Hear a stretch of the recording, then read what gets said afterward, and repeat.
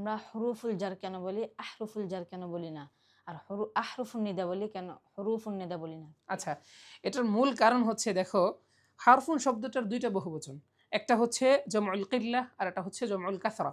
জমউল কিল্লাহ কাকে বলা হয়? জমউল কিল্লাহ বলা হয় তিনের অধিক 9 পর্যন্ত যে শব্দটা বোঝায়, যেই বহুবচনটা তিনের অধিক 9 পর্যন্ত বোঝায় সেটাকে বলা হয় জমউল কিল্লাহ। আর যেই যেই বহুবচনটা, কোন একটা শব্দের যেই বহুবচনটা 9 এর অধিক বোঝায় সেটাকে মূলত জমউল কাসরা বলা হয়। তো হরফুন শব্দটার মূলত দুইটা বহুবচন, একটা হচ্ছে আহরুফুন আর একটা হচ্ছে হুরুফুন। তো আহরুফুন যে শব্দটা, এটা হচ্ছে তোমার জমউল কিল্লাহ, আর হুরুফুন যেটা সেটা হচ্ছে জমউল কাসরা। যেহেতু আমরা হুরুফুল জারকে 17টি হিসেবে জানি, হুরুফুল জার মূলত কয়টি? 17টি।